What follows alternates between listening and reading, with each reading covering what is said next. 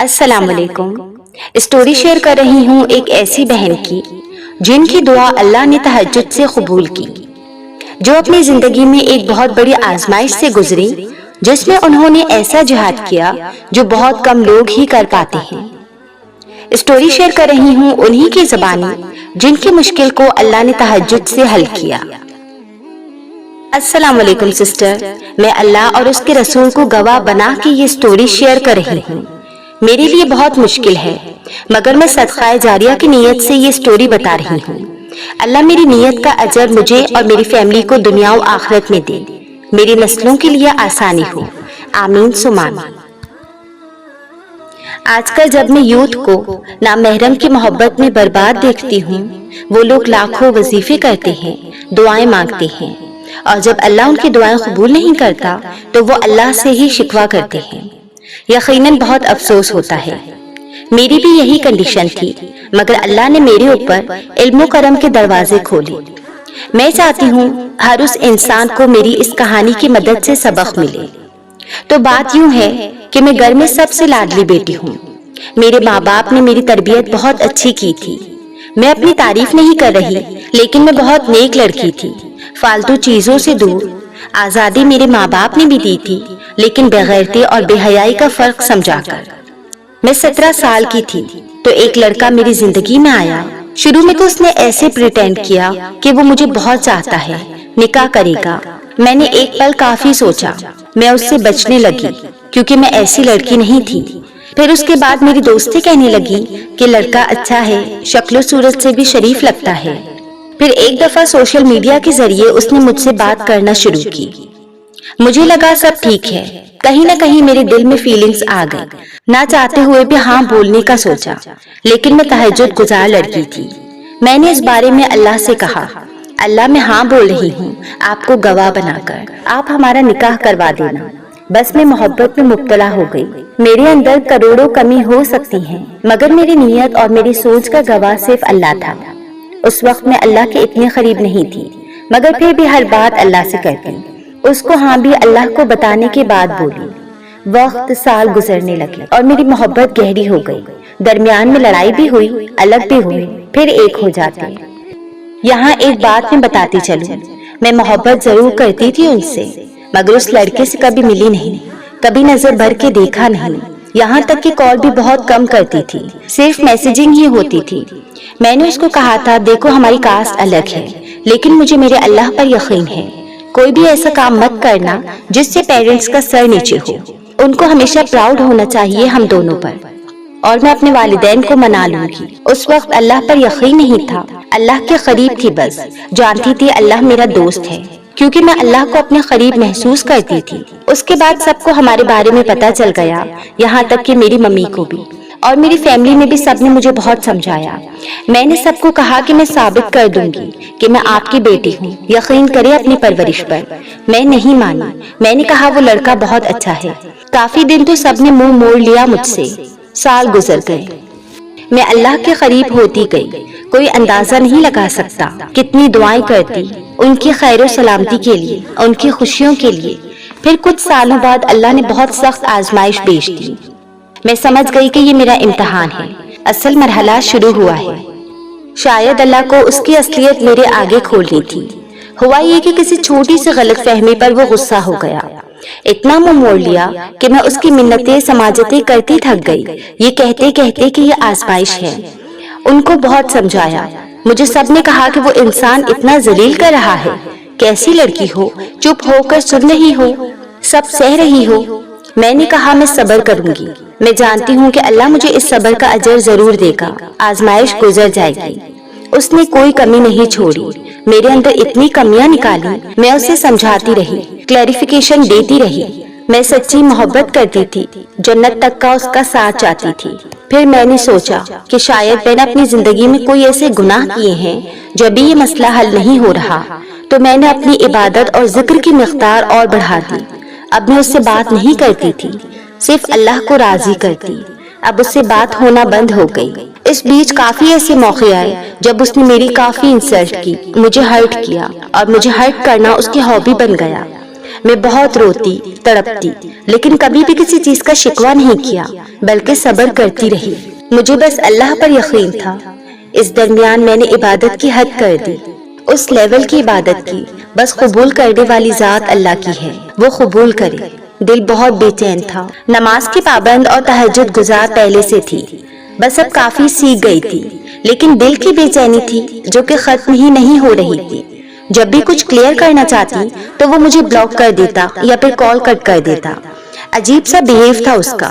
وہ ورسٹ باتیں کسی کا بھی دل کچل سکتی ہیں۔ میں ڈپریشن کا شکار ہوتی گئی۔ ایک دن مجھے پتا چلا کہ وہ کسی لڑکی سے ملنے گیا ہے۔ میری روح کانپ گئی۔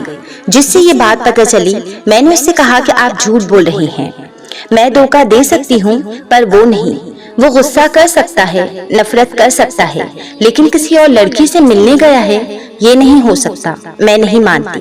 اینزائٹی بہت زیادہ ہو گئی، بھوک پیاس سب بند ہو گئی، بس اللہ کو پکار رہی تھی۔ صبر نہیں آتا تھا، اپنی کلیریفیکیشن میں کوئی کسر نہیں چھوڑی تھی۔ اللہ سے دعا کرتی رہتی کہ مجھے ہمت دیجیے۔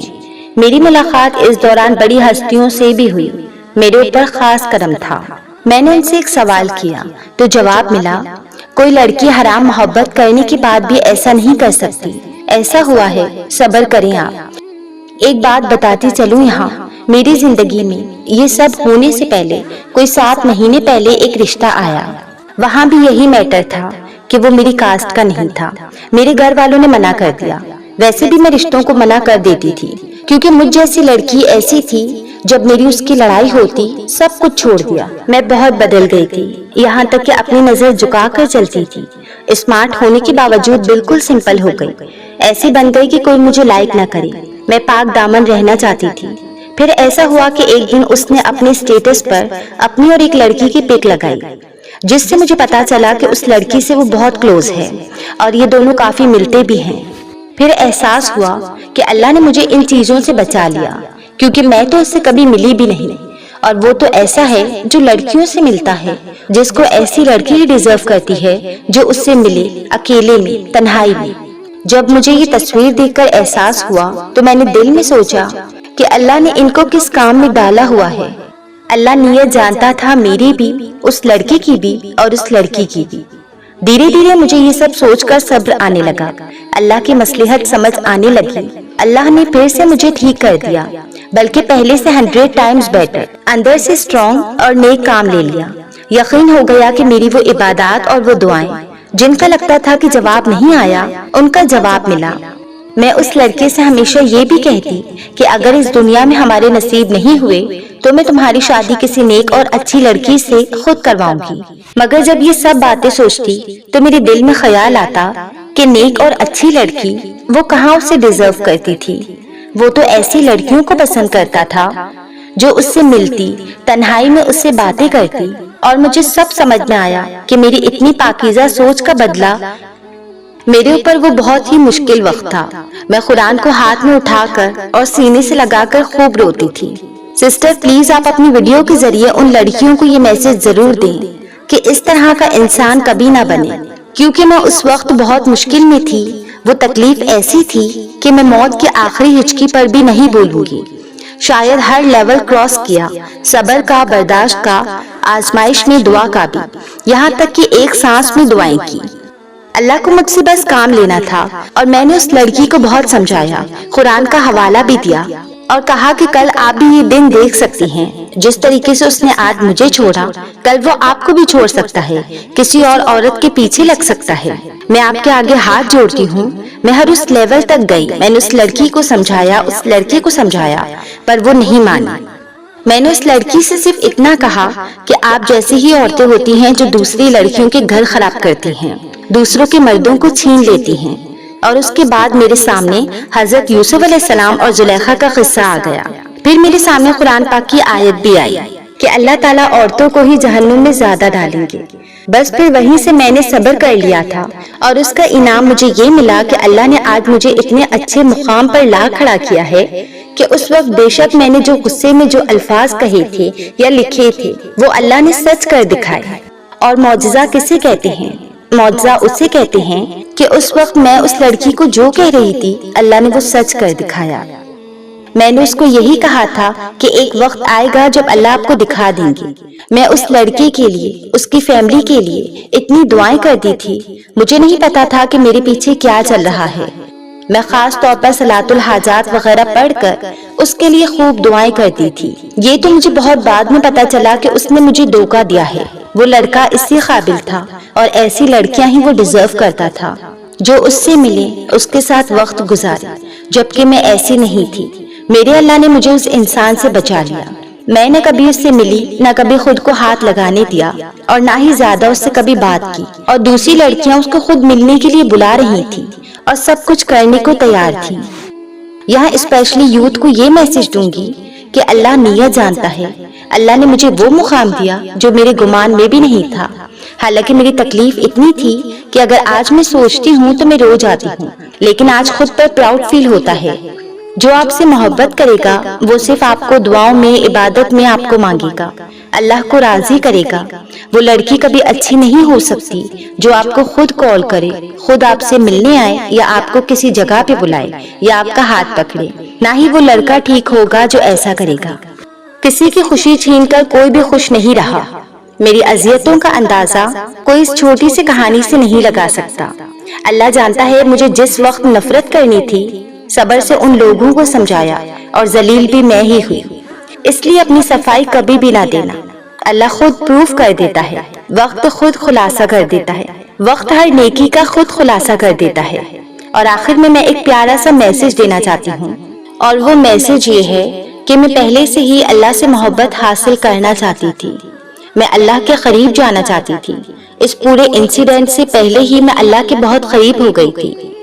تبھی ہی میں ان گناہوں سے بچ گئی، یہاں تک میں آ گئی، آزمائش کی سمجھ آئی، اللہ کے قریب ہوئی، دل و دماغ میں اب جواب خود ہی آ جاتے ہیں۔ ماشاءاللہ کتنا خوبصورت معجزہ ہوا ان کی لائف میں، لیکن بے حد تکلیفوں اور اذیتوں سے گزرنے کے بعد، اور معجزے تو ہوتے ہی تب ہیں جب انسان بے تحاشا تکلیفوں سے گزرتا ہے مگر پھر بھی صبر کرتا ہے۔ اور آپ لوگوں کو بھی سمجھ آ گیا ہوگا کہ کچھ دعائیں کیوں پوری نہیں ہوتی، کچھ دعاؤں کے لیے اللہ اتنی محنت کیوں کرواتا ہے۔ تو میری سسٹر کو اللہ پاک نے اس جہان میں تو اجر دیا، روحانی طور پر بھی، اور انشاءاللہ آنے والے وقت میں اللہ تعالیٰ ان کو نیک اور اچھا جیون ساتھی بھی عطا کرے گا۔ بس اس وقت کے لیے ہمیں صبر سے انتظار کرنا ہوگا۔ اللہ تعالیٰ کو ہمیں بہت اچھی چیز سے نوازنا ہوتا ہے، تبھی تو وہ ہمیں اتنے طویل اور سخت امتحان سے گزارتا ہے۔ اگر ان کے دل میں محبت ہی نہ ہوتی تو پھر یہ اللہ سے کیسے جڑتی، یہ بات کیسے سمجھتی۔ اللہ کو انہیں اپنے قریب کرنا تھا، تبھی اللہ تعالیٰ نے ان کو ایک ایسے انسان سے دھوکہ کھلایا جن سے یہ بے حد محبت کرتی تھی۔ مگر ان کا ایک پلس پوائنٹ یہ تھا کہ یہ اللہ کی تلاش میں پہلے سے ہی تھی، نمازیں، تہجد گزار، یہ سب کچھ پہلے سے ہی کر رہی تھی، تبھی اللہ تعالیٰ نے ان کو وقت پر صبر دے دیا اور ان کو کوئی برا قدم اٹھانے نہیں دیا۔ اگر آپ کی بھی کوئی دعا قبول ہوئی ہے جسے آپ میرے ساتھ شیئر کرنا چاہتے ہیں تاکہ باقی لوگوں کو ہمت ملے، حوصلہ ملے، اللہ تعالیٰ پر یقین بڑھے، دعا پر یقین بڑھے، تو آپ اپنی سٹوری میری Insta I D per share کر سکتے ہیں۔ جزاک اللہ۔